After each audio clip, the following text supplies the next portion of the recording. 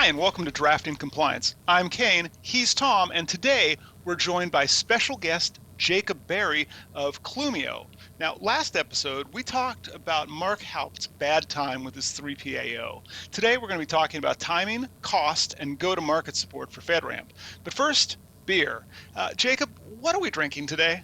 All right, so I got something for the audience to maybe disappoint them, or maybe they'll be excited, depending on the type of person they are. But so I have an Athletic brewing company, and I was able to get the Lite is the one. So it's like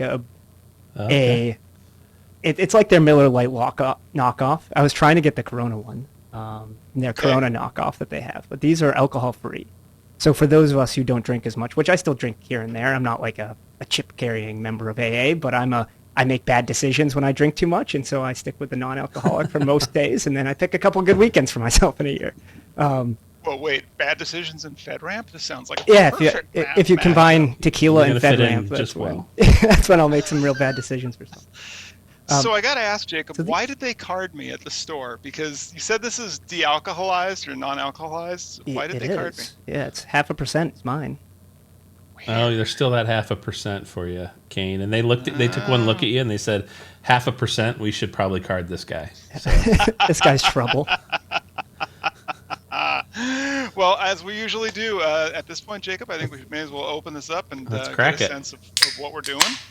Now, I think Jacob, is drinking a different beer than at least the one that I got. Yeah, which one did you get? I got the Cerveza Athletica, which I think you said is a Corona knockoff. That one's like the Corona style, is what they say. All right. Or not really say, but reading between the lines. Well, we're going to pour this. Oh, my gosh. I'm right from the can. Way more color than I would have thought, yeah. So I got the Lite, so I'm supposed to drink it from the can, I think. Otherwise, you can drink it however you like. I believe you're supposed to do that on a golf course as well, if I'm correct. Yeah. Man, look at the color on that. I'm not gonna lie. That surprises me. Yeah, very amber, very coppery. It's got some foam on it too. It did pour with a head, which is another surprise on these beers. It smells like beer. I can confirm that. Genuinely interested to what you have to say, Tom. If you think they're doing a good job representing beer in a non-alcoholic way. Well, I will say this: the nose on it doesn't match the color, meaning it's not very characteristically malty in smell. Right. I don't know. I kind of get like a well, if I lean past like the cheap 1980s beer smell, there's some like hint of caramel in there. Yeah, it's very, very small, at least on my nose. I'm gonna taste it. I'm interested. Yeah, I think that's pretty much what we're all doing here.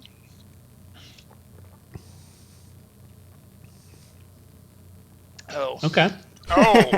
So mouthfeel, it's pretty thin, so it's not very. It's not what I always say to Kayne is if it's a good beer, it usually coats your tongue and makes you want another drink. Mm-hmm. This is pretty thin. I'd agree.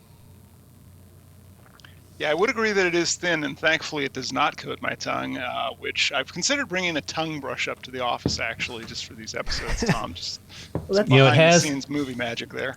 It does have a hint of the sort of the amber maltiness in the flavor. It's very thin. It's not sticking around. Do you guys use like a risk matrix to score these? We use a scale. It's not a risk matrix, but it's a scale. Yeah, we might build the scale into the product. We're talking about it, but yeah. I mean, thankfully, I will say there's not a lot going on there, which is not unpleasant actually. I mean, it still tastes like kind of like weak beer, I suppose. Yeah, I would say it doesn't have any of the really strong characteristics you'd get typically with a beer that's this color and this variety. You certainly miss the alcohol if you're used to drinking this style of beer. All that said, it's not an unpleasant drink, so it's fairly sessionable. So you could sit down with friends and drink quite a bit of this, and you wouldn't be put out by that. Like a stout or something that's thicker and maybe even matches this color, you might fill up quickly on that. Not this. Yeah, that definitely checks out. Well, we will give our ratings and reviews for the Athletic Brewing Company's Cerveza Athletica. We will give those at the end of the episode today.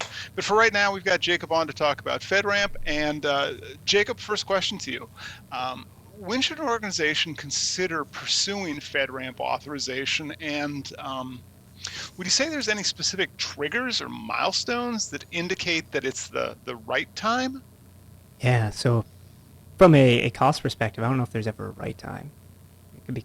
I think we're going to talk about cost a little bit maybe later, so I won't go too far into that. But a lot of smaller organizations you'll see start saying they're going to get into FedRAMP because they have an enterprise customer saying they require their third parties to be FedRAMP certified. And this is, in my opinion, being someone who works at typically smaller technology companies, it's kind of a large enterprise being lazy in some effect. So a third-party provider does not have to be FedRAMP certified for another company to become FedRAMP, right?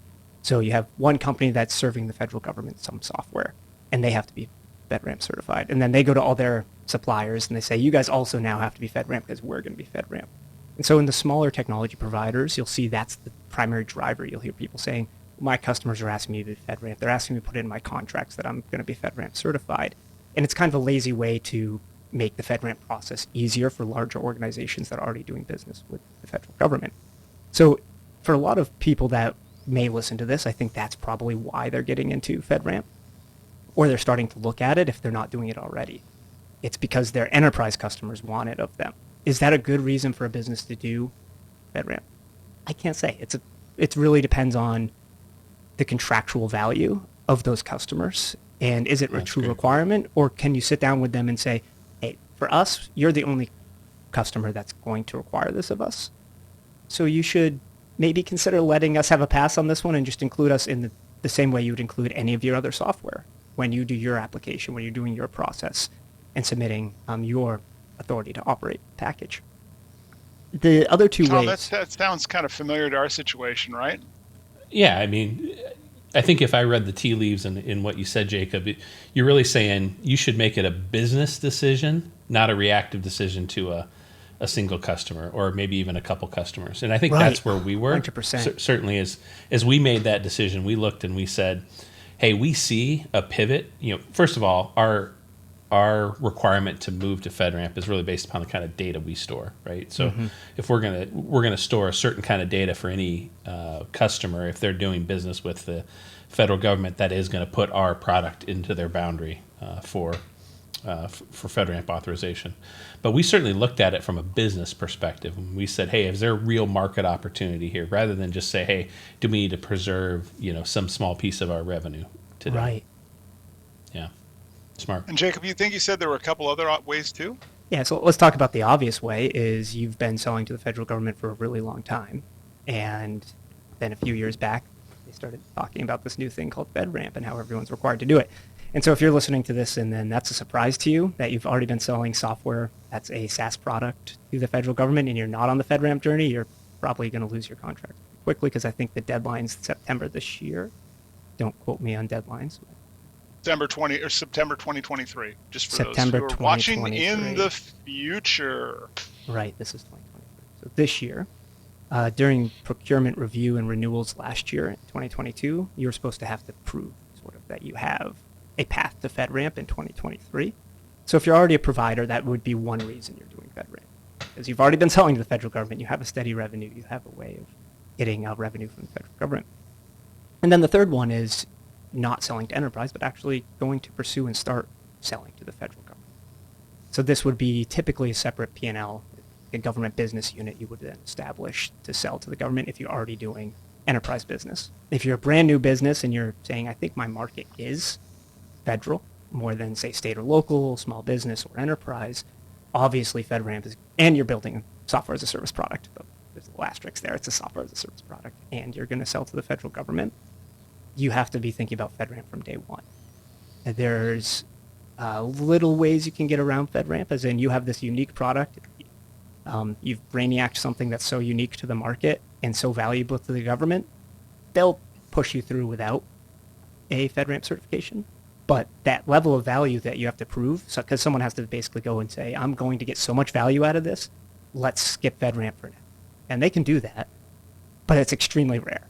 More rare than there's probably a lot of, I don't want to be mean to people, but there's probably a lot of CEOs out there would say, my product has a use in the government that's better than anyone else's. But the reality is that's very difficult to get someone to agree to that in the federal government. Yeah. Oh my goodness, I can imagine that must be there are not enough unique permutations of SaaS solutions for this. Right, right. Yeah, All right. honestly, the movement to FedRAMP is what makes a number of these products unique in and of itself, right? You're differentiating Right. your own market just by becoming FedRAMP certified or Yeah. authorized. Yep. Definitely. And Jacob, you also at the top mentioned something about price in business decisions. So walk us through some insights into the typical costs associated with the FedRAMP process. And that should include any hidden or unexpected expenses. Yeah, so I think there's two major hidden expenses that people don't see that I'll start with, and I can kind of maybe go through and I'll list off the ones I know, and then you guys can add in the ones that you know that I might miss. My brainstorming here, but the ones that are hidden are typical U.S. staffing for teams that are 24/7 that you use regional coverage for. So if you have an India team, a China team, a Japanese team that you're using to provide support or coverage to U.S. or maybe Romania, where it's popular to do security product support out of. Yeah, that can't happen if you're a FedRAMP High. If you're FedRAMP High, all work and all data that's viewed has to be through U.S. citizens. And so if you're currently serving your enterprise customers through that follow the sun model, you now have to look at staffing a full U.S. team, which the costs are higher, as everyone knows. That's a hidden cost that people don't really consider because it's other business units, often outside of maybe product or whoever is pushing the FedRAMP initiative. The second hidden cost there is the overall business structure. So say you are going to sell to federal business of some sort. How do you plan? What channels are you going to use to distribute your software? How do you do that? Do you have federal sales teams in place now? That can be a hidden cost to people who are serving one market and say, how much is it going to cost to do FedRAMP? And maybe Tom, on the security side, you go, well, we have these gaps we think that we did our self-assessment on. We can roughly estimate, I don't know, 3 dev sprints to close them, whatever it might be, 3, 6, 12, Yeah, right. and that's going to cost us $400,000, whatever it might be. That's one cost, right? And then, well, we don't have a federal staff. Well, we actually have no idea how we get a cage or DUNS code. We don't even know what those are. There's another.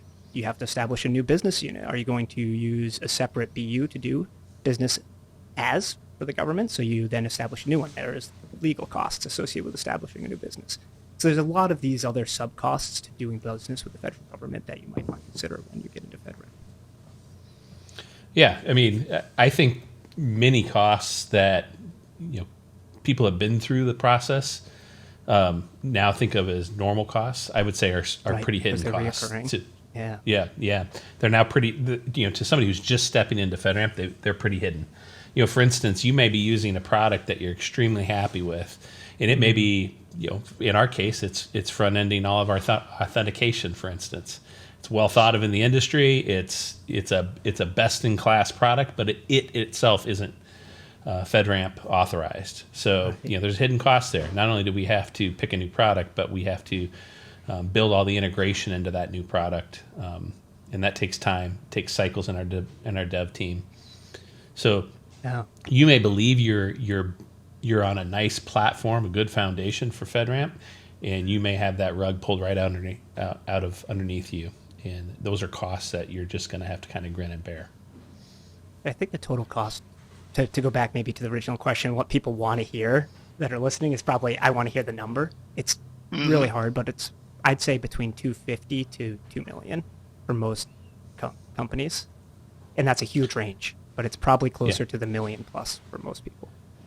Yeah, and you mean 250,000, not 250 million. So it's $250,000 to $2 million ish. Yeah. Yeah. So say you did everything right already. You had a very small product. You're already in GovCloud. You're building with the government consumer in mind already. You've already eaten probably a lot of that cost in building. And then you would just have to pay for your preparer and your 3PO and other things to get the paperwork done, basically. You could probably do it for 250. That would be an ideal state that no one's ever going to achieve, but there's someone out there that could do it for 250. Yeah, it sounds like there's some. Oh, go ahead, Tom. And then I've got. I was going to say when I was looking at it in terms of building the project plan, right? Yeah. Numbers were all over the place, and we saw in 2018, the average cost was about $1 million to get through FedRAMP ATO, and that included all of the product additions that you had to make, and some of the pivots you had to make with personnel. It was kind of all encompassing. And then we saw that cost kind of climbing on average. And I think in 2022, the number was $2.5 million. But I always think of it in terms of those are the people that are reporting, and they're not normally going out and interviewing the smaller organizations, right?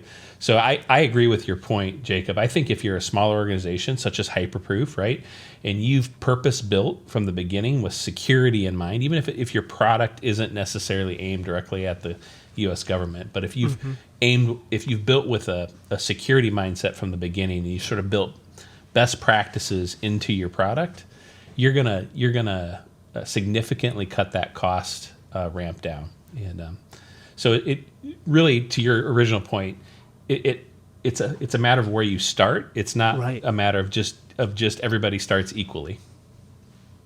Yeah, and I want to double click on that because you both mentioned some conceptual best practices.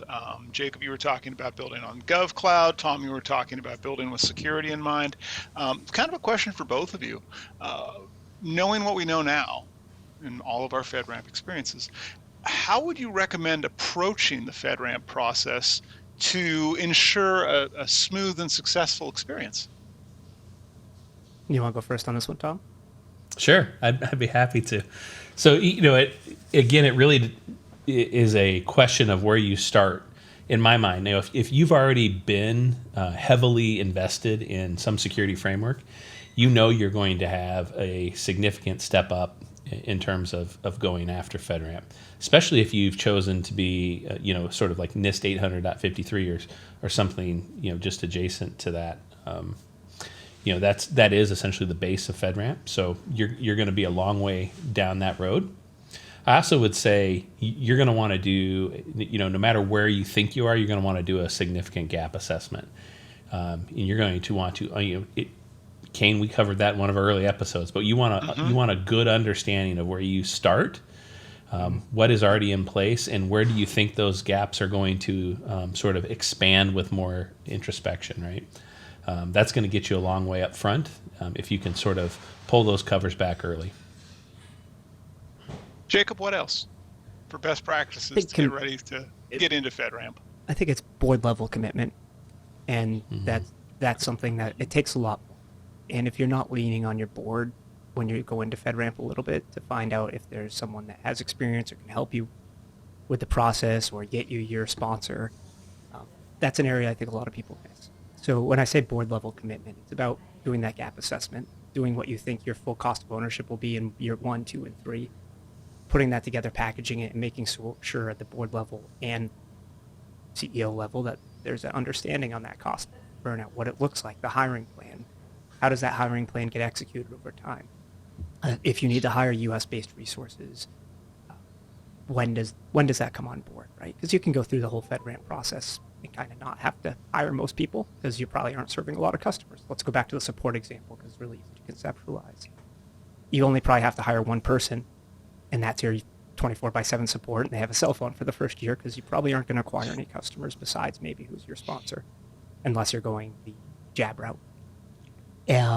And then your cost, though, the next year, you bring on 2 or 3 customers, you're going to have to hire 8, 10 support people. Maybe costs are going to balloon a little bit that year. So that board level commitment and understanding what that looks like and how that's going to impact your margin. Again, that's probably why you want to establish it as a separate business and measure that separately, revenue separately, report that separately.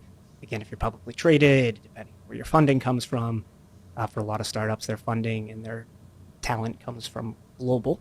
That has implications when you're selling to the federal government. How you do that, and how you report on that, what's auditable from a financial perspective, and you may make your CFO very scratchy and itchy in meetings when you start bringing up FedRAMP and inspection of the books. These not because people do things wrong, but just because the federal government looks at things differently than the enterprise market. That's right. Definitely.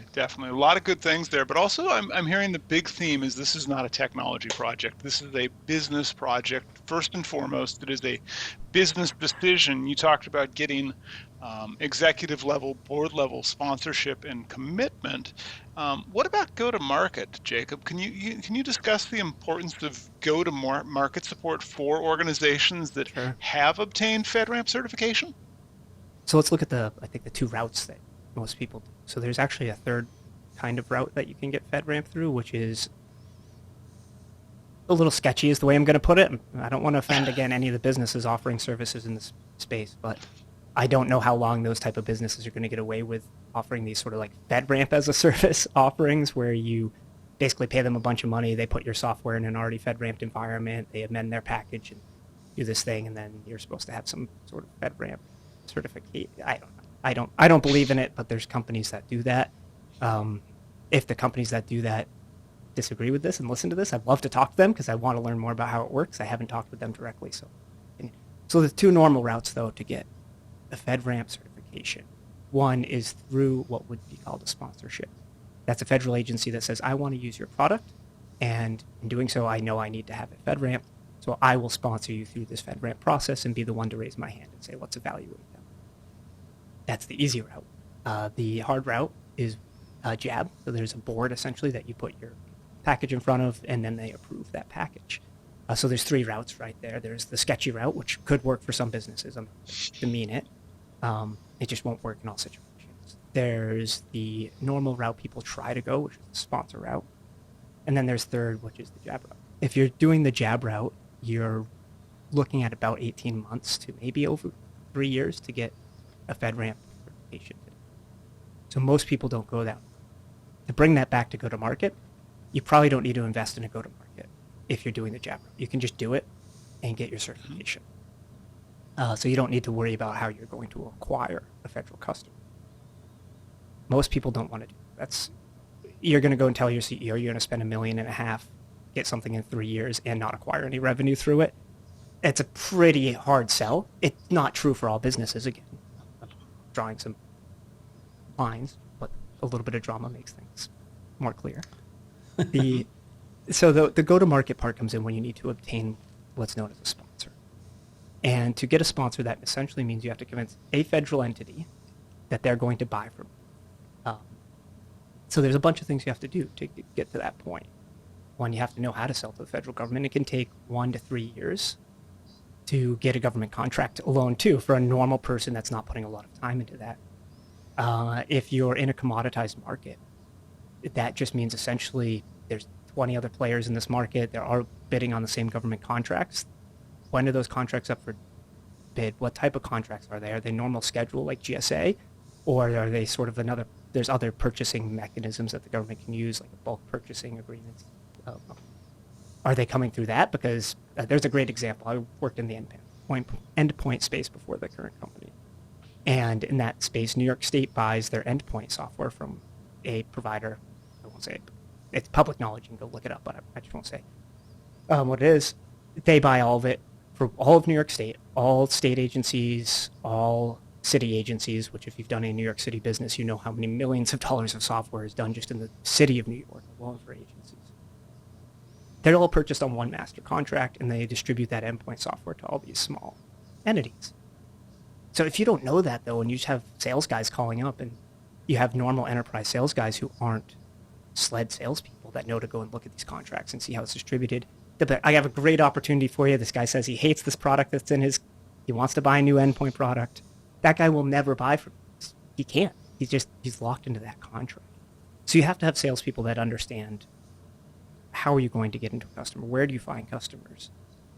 There's a lot of really great third parties out there like CareSoft and some other distributors that can help with this and have go-to-market teams and support, so you can sign a contract with them and distribute targets.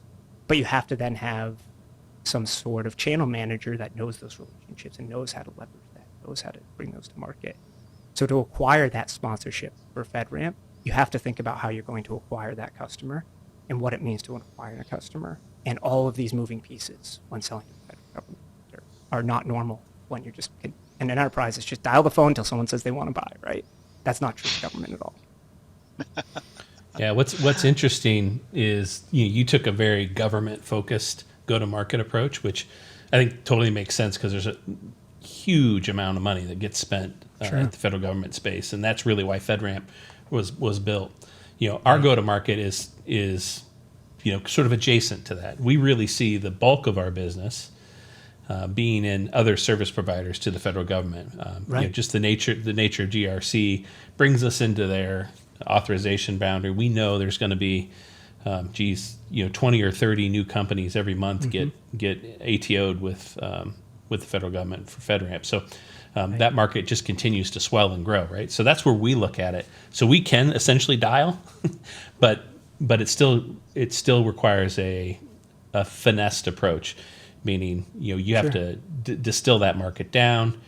You better understand why your product plays specifically to that market, and you're going to build collateral in sort of run books associated with that market to exploit it to the best of your ability. So it's a little different approach certainly than just the dial for dollars approach that lots of sales departments have. So yeah.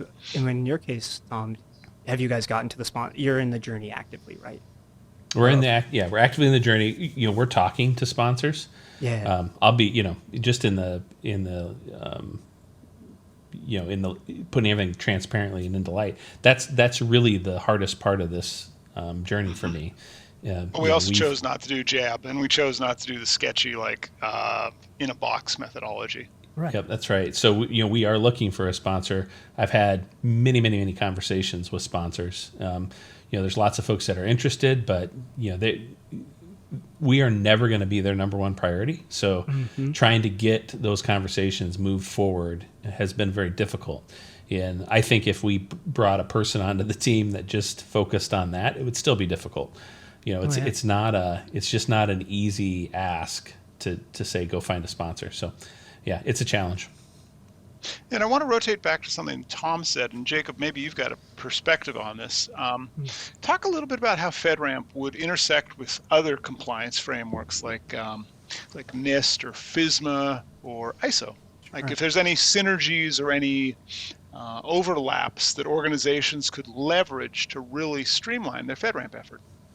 FedRAMP, from a controls perspective, let's just talk pure controls, not the total package and preparation, everything you prove to the government about how you do what you do, is pretty much just NIST. If you download the controls matrix, the spreadsheet, it just says a NIST control, and it literally says in the spreadsheet header, NIST description of the control. So it pretty much is NIST. Now, more or less, where it deviates from NIST is show your architecture diagrams, and you're this, that. NIST doesn't say show me architecture diagrams. It just says here's a list of things that you can do to be more secure. And so FedRAMP takes that list of things to do to be more secure and says here's the ones you must do. These are the ones we care about at a low level, a medium level, or a high level. And you can map those back.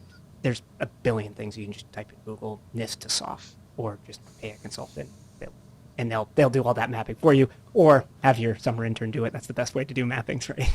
It's very tedious work, is what I'm getting at. Or you could have Hyperproof do it for you as well. There's a company called Hyperproof that can crazy idea map these for you. So yeah, but it sounds like if you're on NIST, it's an easy day. So what if you're not on NIST? What if you chose to go somewhere else? CISC, Center for Internet Security, Critical Security Controls, or maybe you're in Europe, the EU, or Canada, and you're doing ISO. Yeah, so ISO maps to SOC to NIST. ISO and NIST all map very easily because they have just lists of controls basically. All of them usually then map to common criteria. It's very easy to go back and forth because people do that very often in business. Things like CIS or others, which are much more framework-oriented from just kind of do this. It's a little harder, in my opinion, to map, but CIS also does have matrices that you can download. Just say, here's the CIS control, here's the NIST control, and then you download the FedRAMP one, and you just search between the two, and you have someone sit there for 4 weeks pasting, yes, we mean this is our response from our audit, from this one to this one. Yeah, that arduous sort of mapping, you're going to have to go through that, but you are going to find out, if you're complying with ISO, if you're complying with SOC 2, a lot of the practices that you have in place today, they are going to ultimately be transferable over to FedRAMP. There may be some prescriptive natures inside of FedRAMP that says you have to do something maybe 15 degrees, different than you do it today. But the fact that you already have it in place and you just have to tweak it, that's going to save you a load of time. So there is absolutely energy that you get out of having some of these things already completed. I think it's fantastic. If you've mapped your security program to NIST and you're ISO compliant already, if FedRAMP isn't a huge leap from a controls perspective. Right. I From a think documentation perspective. from a the little paperwork. different. Yeah. The exception to So that. if you're, go ahead. Yeah, I'll just quickly. The exception to that is flows of data. So you kind of have to prove how data flows in the FedRAMP environment that you typically don't do for ISO. It's very checkbox oriented. Take a screenshot of your backup solution. Take a screenshot of this when there are other audits. But FedRAMP is prove to me how the data flows. Prove to me that you put the controls in. Prove to me that you know what's happening in your environment, which is a much different approach than other certifications. Yeah, and we talked a little bit about that on prior episodes around the authorization boundary, because I think that's, as you say, Jacob, that's one of those differences with ISO or with NIST is within this enclave, within this environment, you are operating your controls a specific prescribed way via FedRAMP, moderate or high, whereas NIST and ISO, I think, are a little more flexible in that regard. Yeah, I completely agree. Yeah, and agree. For anyone who's done ISO, SOC, or whatever it might be, there's leeway in those two. Like, all right, it's your first year doing this. We have the ability to say, we'll come back next year. We have to fix this by next year. That's not the case with FedRAMP. There's no come back next year. You're either going to get it or you're going to pay your 3PAO again, but I don't think anybody wants to do that at these rates. Right. Yeah, right. It's a restart. You do get to come back. Pay twice. You get to pay for the privilege. Thank goodness. Well, with that, I think we've. I've been staring at this on my table here. You haven't had much, Kayne. That's weird. I'm a little disappointed. empty. I thought you'd. I'm getting there. No, you guys are drinking Well, at this something point, we should probably different. review this. Jacob, what are you drinking and how is it? And then we'll talk about ours. So yeah, I don't have air conditioning in my office because I'm in a typical New England home, which older home, they don't have air conditioning. So this Athletic Lite camera there is actually pretty good because it's probably like 90 degrees in here right now. I would say this is a very drinkable light beer. I don't love Bud or Miller, like those others, but this, I don't mind drinking this. That's my review of it. I don't mind drinking it. I'd bring it to a pool party. I'll put it in the canoe type of thing. Is it the beer nerd's dream of a great beer? No, it's beer. This is beer. That's what it is. That's my review. It's beer. It's beer. Okay. It's drinkable. That's very it's succinct. Yeah, it's drinkable. That's not true for all things that say light on them, in my opinion. Give us a scale of 0 to Tom. We 10. do 0 to 10, right? Or 1 Yep. to 10. All right, so I'll do it. I'm going to do it 3 ways. On light beers, I say this is an 8. On non-alcoholic beers, this is like a 9. It's like non-alcoholic beers. There's some real crap out there. Can I say that on this show? Or are you guys going to? I'm pretty sure you can say that. Yeah. On a regular beer scale, though, this is probably like a 4 to 6, somewhere in that range. Like there's beers that have amazing flavor that this is not. Tom, do you want to go next or should I? I'm happy to go. So I don't drink a lot of non-alcoholic beer. And while I've had a few of them, I found them to be wholly wanting in terms of flavor and all that. This, for a non-alcoholic beer, actually does, if somebody gave this to me, I would just think, oh, this is a pretty uncharacteristically flat, dark beer. It doesn't taste like it's a non-alcoholic beer, I guess is really what I'm getting at. You feel like you're drinking a beer, and that's a big boon for me on a non-alcoholic beer. Don't know if I'll have many opportunities to want to drink it, but still. So, kind of using I'll use your 2 of your 3. In terms of non-alcoholic, in my experience, I'd rate this very high. I'd give this like a 7. In terms of beer, I'll say in this sort of style, it's kind of a, I don't know, almost an amber Bock style. I would probably give this a 4. It's missing some character that I would like to see in it, but again, it's drinkable, it's sessionable, so it's not terrible. Okay, Kayne, well, you're that up. would leave me then. So this exists. I can agree that it is a fluid that you can choose to drink. Let's go with that. This is not the worst thing I've had in my mouth on this show at all. This is not like, Jacob, you have possibly not seen all of what we've done, but there are some things out there in the world that I should never do again. Fruit beers are. Oh, you're not a high shandy on that person? list. No. We haven't done a shandy. We should do a shandy. Really? We have not done that. Shandy. Okay. I assume when you said put fruit that beer, on. you meant shandy. Like, yeah, I guess. No, it's actually like I mean like brewed dragon fruit beer. fruit pink beer, just like pure nightmare. And what was I your? still cringe thinking of it. What was your review of that, Tom? I like most everything we drink. So yeah, we're very different in this world, Jacob. Oh, that's funny. So on this, I don't have the.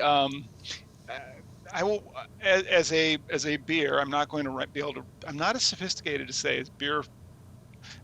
Regular beer, light beer, other amber-colored beers. I'm going to give this Geez, what did I give a 3 to? I'm going to give this a 4 because it's not as horrible as some of the things that I've drank.